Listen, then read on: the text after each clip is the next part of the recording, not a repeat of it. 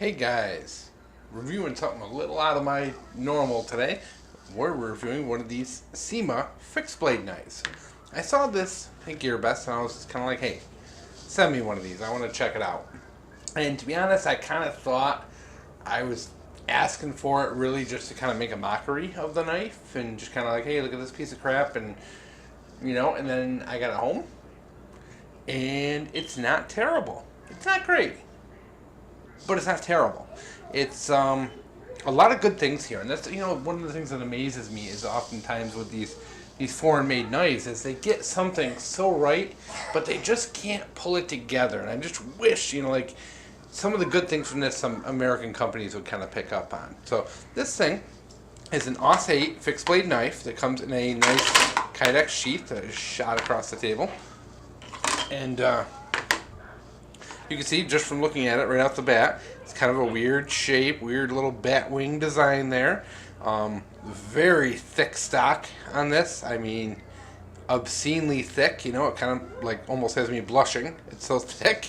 Esee 8 steel, and you can see kind of based on the lines here, the approximate length and all that. So, interesting little knife. Now, here's the thing. When it comes to a purely defensive knife, there really isn't a ton you need. You really need a knife that's going to be strong enough to survive any kind of, impact or bludgeoning or anything like that, so check. It needs to be, a reputable steel that's not going to shatter or break or anything like that. Esee 8, check. And it needs to be sharp enough to cut, and this is exactly all of those things. This thing is actually very sharp. If you take this and do a draw cut, it cuts very well. It's very sharp. It will shave hair, surprisingly, even though this thing is so thick and comes down to such a quick taper to it. It actually shaves hair quite well. So in the hand, ergonomically, it's actually okay. Okay. Not good. Okay. Now, one of the problems is the handle is too big and blocky. And the other thing is I have tiny little fingers. I have huge palms, tiny fingers. And you can see my fingers are a little crowded, kind of this little second hole in it. It kind of, there's a bump there, and it crowds my fingers a little bit. But then again, this is not a knife you're going to be taking out and carving wood with. This is, purely a defensive knife. So, can I handle that? Yes. It's got a really good lock, and this is a knife that's not coming out of my hand. You got a little jimping on the back there, a little jimping there, really good grip. If they thin this up a little, and by a little I mean a lot, it would actually be very, very comfortable if they were to round this off a little more. I think round it off a little more, kind of cut down some of these rough edges, what you're going to get with a cheap knife. That would feel a lot better in the hand. As it sits, it's not. I mean, this is definitely, if you're a guy who's got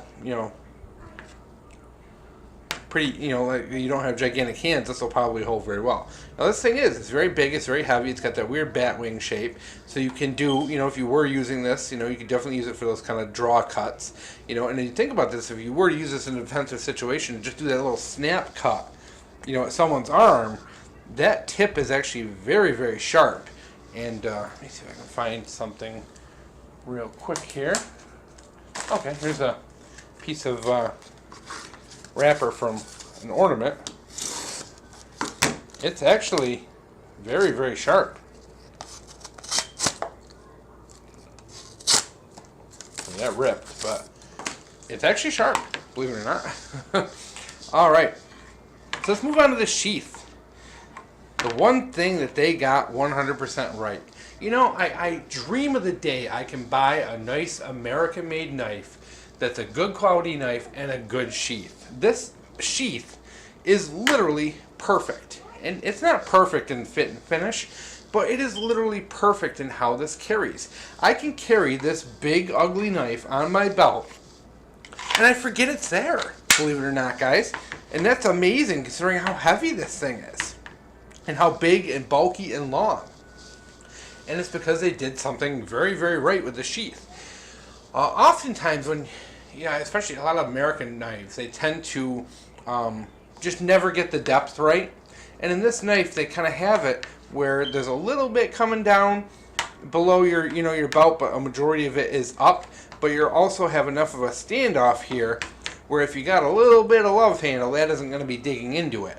And plus, being this is kind of, bent, it's curved away, when this is in your belt, there's nothing digging in to your side meat, which is awesome. So if you were one of those guys like me who has a couple extra 1,000 pounds on you, it's actually very comfortable to wear on the belt. A lot of knives, especially American-made knives, have that very straight handle, and if you have anything hanging over your belt the slightest little bit, it tends to dig into it, especially when you sit down in your car or something and all that. But I found this thing to be super, super comfortable. It rides at just the right height and just far away enough from your belt. But it also conceals very well. I wore this with a couple of t-shirts, and because it is at a good height, this isn't sticking out the bottom of your t-shirt, and this isn't, poking up, like near your shoulder blade. So it's actually really good. The clip, and you can see here, is curved, so it fits your belt and your body very well. Which, once again, a lot of these American-made ones, they use these flat clips, and they just kind of ride against you and dig into you, and they can be really uncomfortable. I mean, to be brutally honest, there's a lot of knives I've paid a lot of money for that I will carry, but I carry them uncomfortably. This is a cheap knife that has all of this weird stuff about it, but they managed to put together a sheath and a system that's actually really comfortable to carry. It's like, holy cow, why can't we do this with a good high-end knife? It just seems like there is no perfect knife. You can get a great knife, but they never come with a great sheath, and you can never get a great sheath, but then you get these knives like this that have wonderful sheaths, but the knife just is kind of like, So this thing has a little button here that lets you open it, and you have these adjustable pegs, just like the, this is, what is it, Loctite or whatever, clone, so that you can adjust for your belt and all that. So you can, I think, do 1 inch all the way up to like a 2-inch belt. If you take this piece out, they just pop out and let you go back, and you see it's held in place by a little spring-loaded bar, and you can snap that back in place. So when it's on your belt, you can reach under and release this and take it off your belt without removing your belt. Very nice, very good retention on that, and very good snap to it. So if it does accidentally open, you're gonna know. All right, so let's zoom in here, and you can kind of get a closer look here. You can see this thing is not perfect at all. I mean, you can see it's already got a little wear from just me carrying it, which no big deal. Use your stuff. The edges are not as rounded off as they should be. That's something I can fix.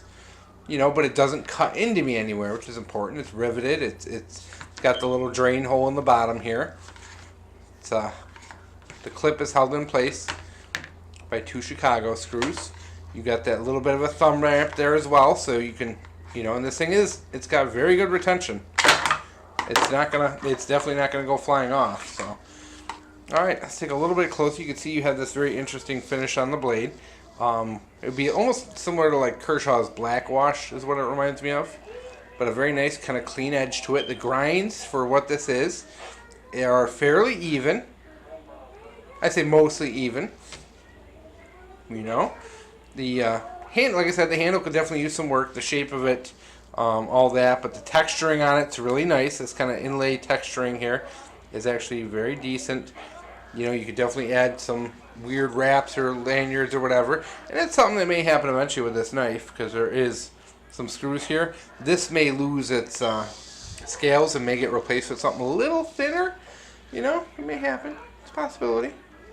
But full tang knife, it's got some, like I said, like you're always gonna expect this with this kind of knife. You're gonna get some rough edges and stuff like that.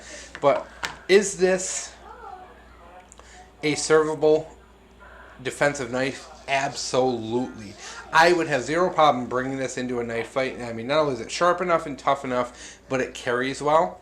If you can get past how ugly it is, if you can get past how heavy it is, if you can get past all of those things and how kind of thick and clunky it is in the hand, this is just an absolute beast of a knife that will make a great defensive tool. Yeah, it doesn't cost $200.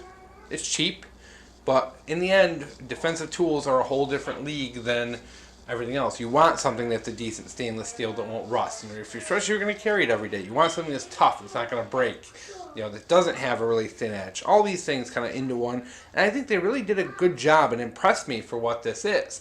For as ugly as this thing is, to impress me, kind of worked out. It's not perfect, but it definitely has some promise.